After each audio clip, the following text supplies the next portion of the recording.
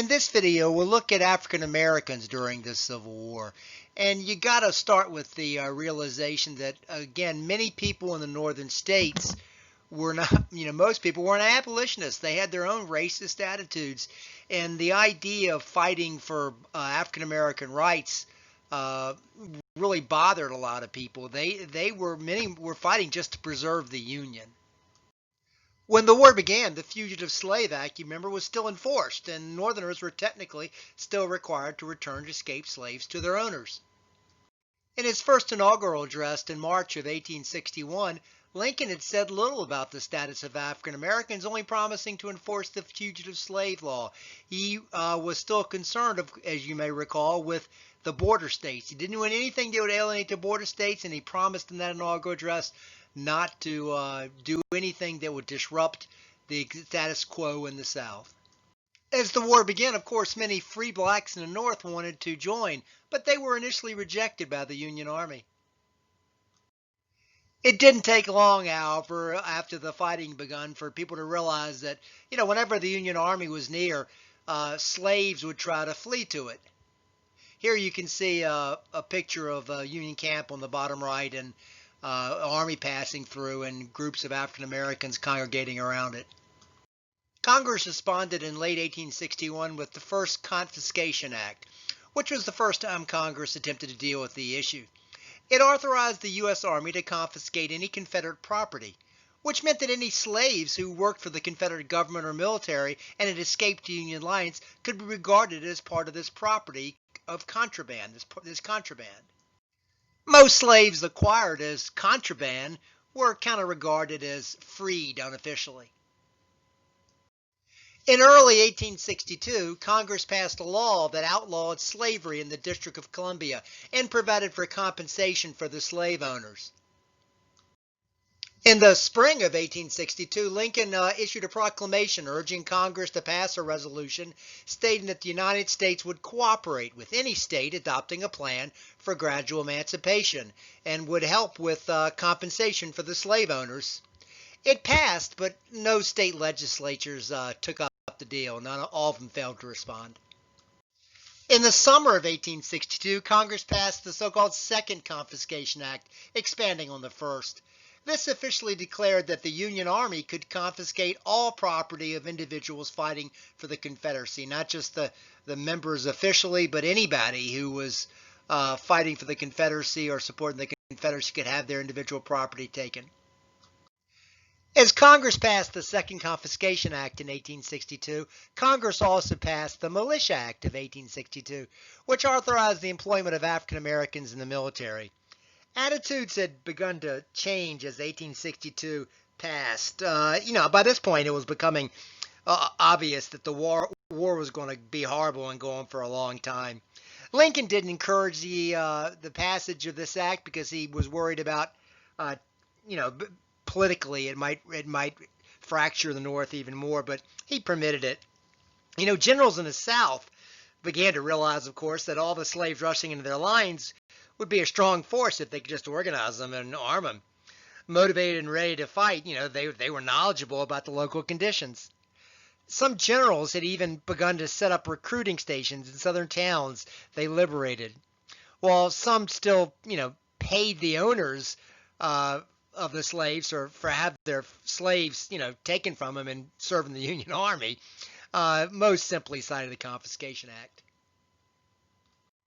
By this point, thousands of African Americans reported into Northern lines. The policy for what to do with them, how to take care of them, remained, however, convoluted to say the least.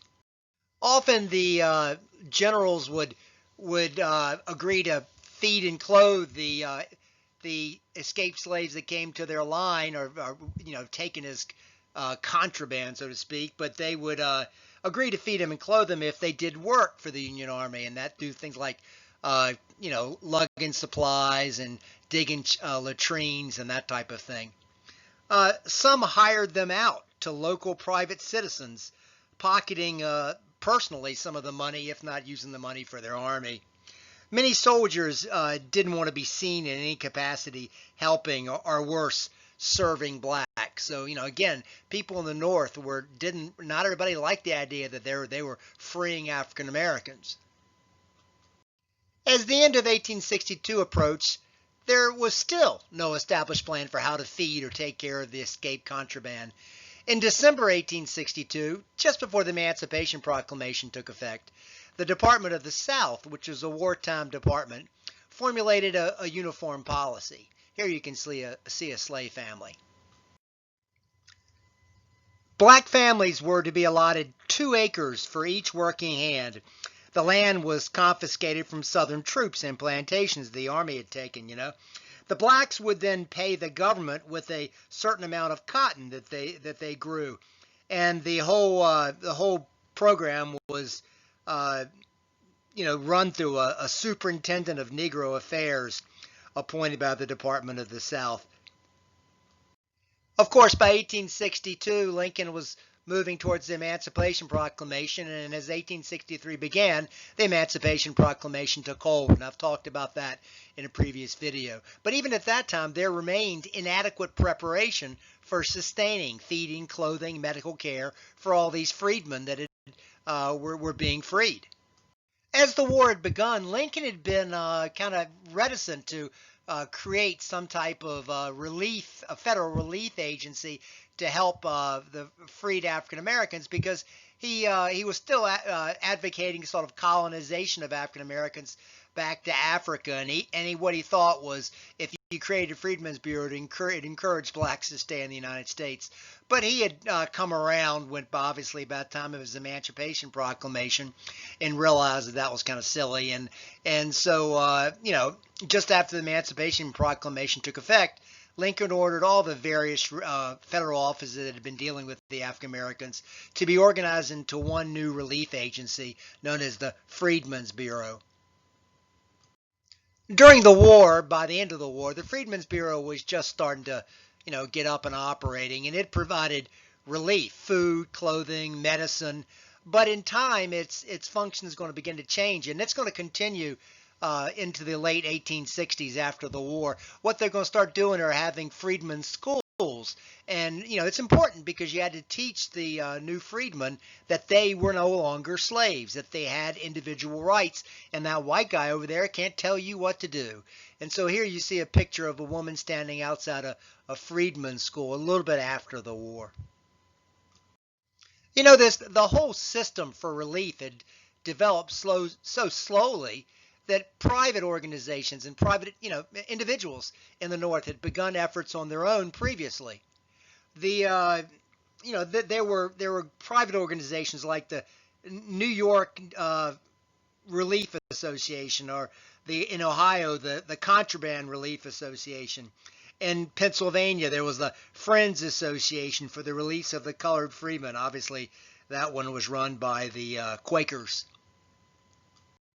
Late in the war, the various disparate private relief organizations began to come together as the American Freedmen's Aid Commission. The AFAC collected donations, solicited food and clothing, and sent agents south to minister to the needs of the ex-slaves. Here you can see some of the leaders of it taken just after the war.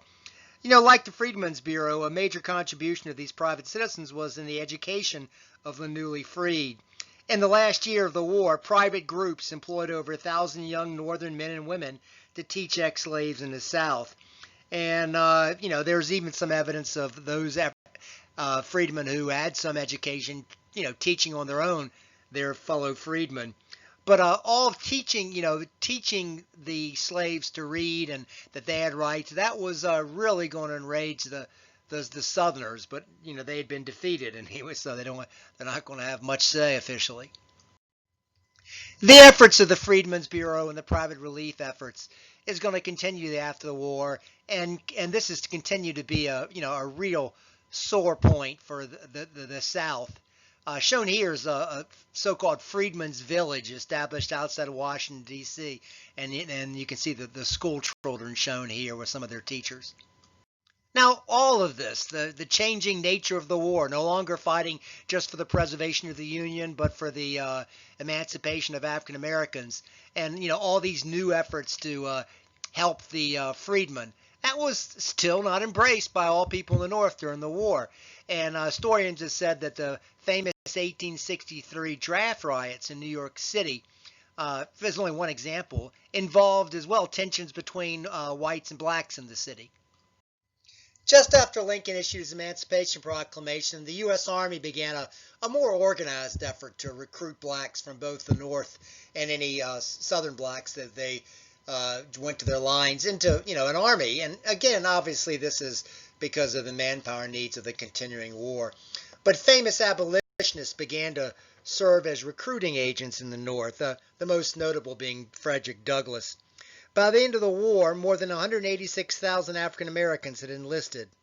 The South provided roughly half, the border states approximately 40,000, and the North 53,000. You got to keep in mind, remember, that most African Americans were in the South and the border states. Blacks were organized into their own regiments known as the United States Colored Troops, mostly led by white commissioned officers. Blacks served so well that by the end of the war it was no longer considered a real bad assignment to have a command of a black regiment.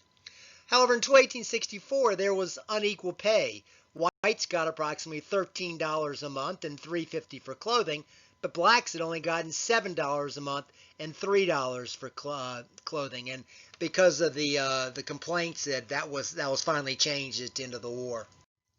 Probably the most famous of all the African-American units was the 54th Massachusetts. It was commanded by the white Colonel Robert Gould Shaw, and you can see them here.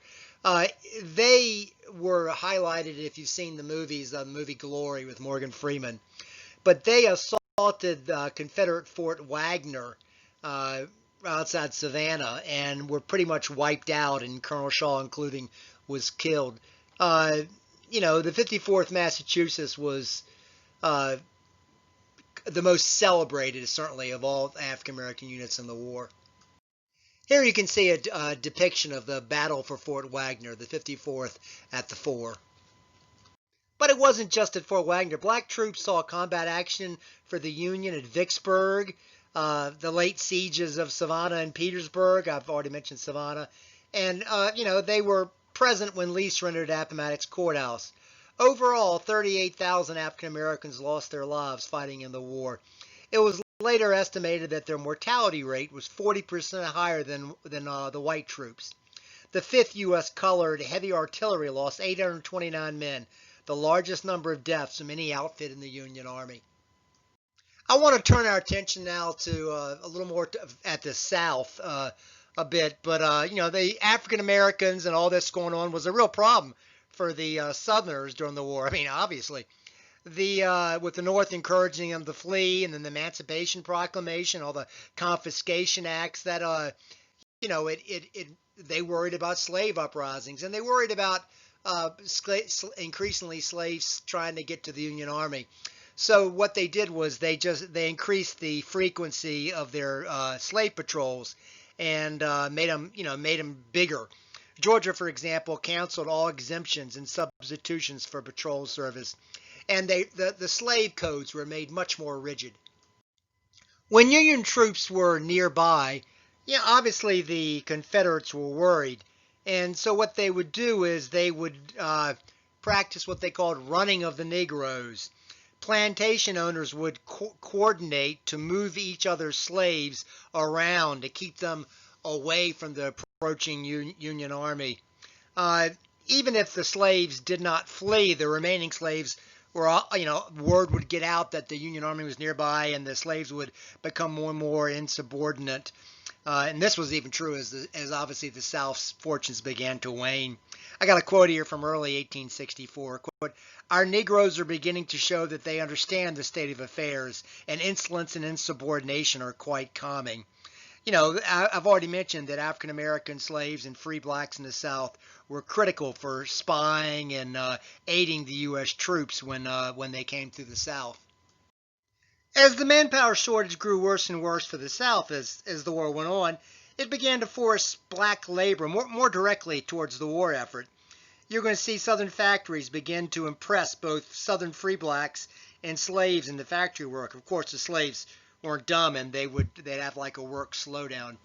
You know, a lot of the slaves that were on small farms, that's kind of all they knew, and they knew their owner's family, and they didn't know much. And so when the Union Army came by, or the idea of freedom, of course they wanted freedom, no, obviously, but the whole concept of the changing world was exciting, but also scary in a way. Here you can see a slave along with his Confederate owner posing. As the war ended, by 1865, even the Confederacy began to entertain the idea of using African Americans in their army, and they would promise emancipation if they remained loyal. Robert E. Lee was an early proponent of this. He saw how the manpower needs were, but it's agreed that few African Americans actually served in the Confederate Army. This remains a topic of dispute. There's no significant evidence that African Americans, were actually in fighting for the war in that way.